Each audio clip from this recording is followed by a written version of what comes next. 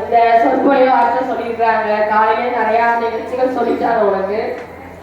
எதனால இது கொண்டாடுறோம் இந்த விழாவை? நேரு மாமா. யார் அந்த நேரு மாமா தெரியுமா? நம்ம ஒரு பாட்டு பாடுவோம்ல, அதோ பாரு காரு.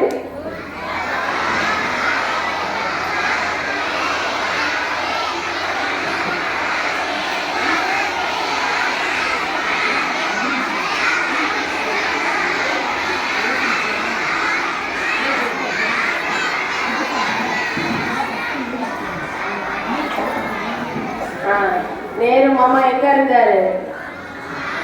காருக்குள்ள இருந்தாரு. உன்னை பார்த்து என்ன சொன்னாரு? அதெல்லாம் படிக்க சொன்னாரு. ஏன் அந்த நேரு மாமான்னு சொல்றோம்? ஏன் நேரு தாத்தா சொல்லிருக்கலாமே, சித்தப்பா சொல்லிருக்கலாமே. ஏன் மாமான்னு சொல்றோம்? மாமான்னா எல்லாருக்கும் எப்படி இருக்கும்? பிடிக்கும். அதனால அவரே நேரு சாச்சா, ஹிந்தியில நேரு சாச்சாவா நேரு மாமாவா நம்ம சொல்றோம்.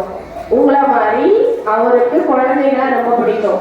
அதனால எல்லாரும் என்னைய மாமான்னு கூப்பிடணும். எப்படி கூப்பிடணும்? மாமான்னு கூப்பிடணுன்றதுக்காக நேரு மாமான்னு கூப்பிட சொன்னார். அவர் யாருன்னு தெரியுமா உனக்கு?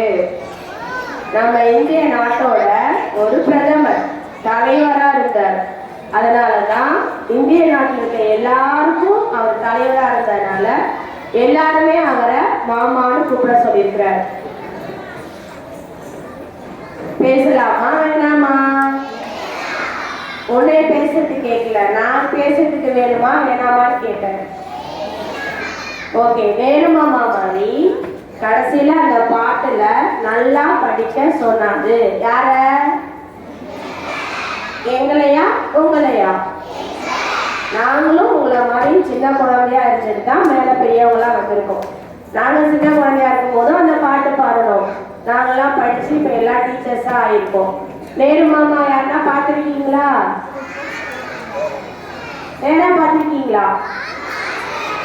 நாங்களும் பார்த்ததில்ல. வயதானவர்கள் யாருன்னா பார்த்துருக்கீங்களா? சீனியர் சிட்டிசன் எல்லாம் யாருமே பார்க்கல. ஒரு டீச்சர் பார்த்ததா சிரிக்கிறாங்க, பார்க்கவே இல்லை யாருமே. சரி, அந்த நேருவை நானும் பார்த்ததில்ல, நீனும் பார்த்ததில்ல. ஆனா அவர் வாழ்ந்த காலத்துல இருந்து இன்னைக்கு வரைக்கும் அவரை பத்தி என்ன பண்ணிட்டு இருக்கோம்? நாம பேசிட்டு இருக்கோம், அவருடைய விழாவை கொண்டாடிட்டு இருக்கோம். ஒரு சின்ன கருத்து, நம்ம மொபைல்ல கவனி, நம்ம மொபைல்ல நம்ம பேசுறத அப்படியே திரும்ப பேசும்ல, அது என்னது? ஒன்று அப்படி வச்சா விளையாடுவோமே, பல்லு வளர்க்கி விட்டு குளிப்பாட்டி விட்டு ட்ரெஸ் எல்லாம் போட்டு விட்டு விளையாடுவோமே. டாக்கிங் டாம், அது பேரு. டாம் பூனைன்னு சொல்றேன் இல்லையா, அது பேர் டாக்கிங் டாம். நம்ம என்ன பண்ணாலும் என்ன பண்ணோம்? நம்ம என்ன சொன்னோமோ அதை அப்படியே சொல்லும். அந்த டாக்கிங் டாம் மாதிரி இதை நீ பார்த்துருப்பான்னு நினைக்கிறேன்.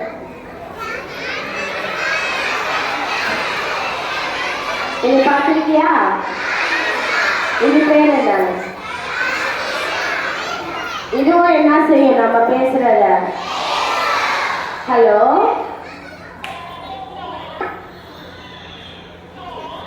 ஹலோ ஹலோ, கேக்குதா? ஹாப்பி சில்ட்ரன்ஸ் டே சொல்லு. கேக்குதா? உனக்கு சில்ட்ரன்ஸ் டே சொல்லிச்சா? அப்ப நாம என்ன பேசுறோமோ அதை அப்படியே திரும்ப பேசும். ஆமா தானே? நம்ம நல்லா இருக்கு அப்படின்னா நல்லா இருக்குன்னு சொல்லும், நல்லாவே இல்லை அப்படின்னா இதை நான் ஆஃப் பண்ணிட்டேன். நம்ம பேசிட்டே இருப்போம், அதுக்காக ஆஃப் பண்ணிட்டேன். நீ சொல்லு, நல்லா இருக்குன்னா அது என்ன சொல்லும்? நல்லா இல்லைன்னா நம்ம நல்ல வார்த்தைகளை பேசுனா அதுவும் நல்ல வார்த்தைகளை பேசும். நம்ம வேண்டாத வார்த்தைகளை பேசினா அதுவும் வேண்டாத வார்த்தைகள் தான் பேசும். டாம் என்ன பண்ணும்? இப்படி மேல இப்படியே செஞ்சானா அது என்ன பண்ணும்? இப்படி இப்படி கூசிக்கும். பார்த்துருக்கியா? ரெண்டு குத்துனா என்ன பண்ணும்? அதுவும் அது குத்தாது, அது என்ன செய்யும்? உடனே அழும். குத்துனா என்ன பண்ணும்? அழும். அது மாதிரி இதுக்கு இப்படியே தடவி கொடுத்தோம்னா அப்படியே அப்படியே ஆடும்.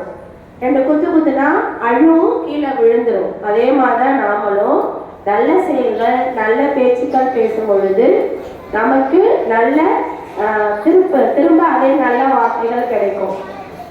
ஒருத்தவங்களை குத்துனா, ஒருத்தவங்களை கில்லுனா, அடிச்சா திரும்ப அவங்க என்ன பண்ணுவாங்க, நம்மளைய கில்லுனா கில்லுவாங்க, அடிச்சா அடிப்பாங்க. நாம அப்படி இல்லாம நல்ல பிள்ளைங்களா டாக்கிங் டாம மாதிரியும் இல்ல, இந்த பொம்மை மாதிரியும் இல்லாம மனிதர்களா வாழணும். யார் மாதிரினா நேரு மாமா மாதிரி நல்ல மனிதரா வாழ்ந்தாரு.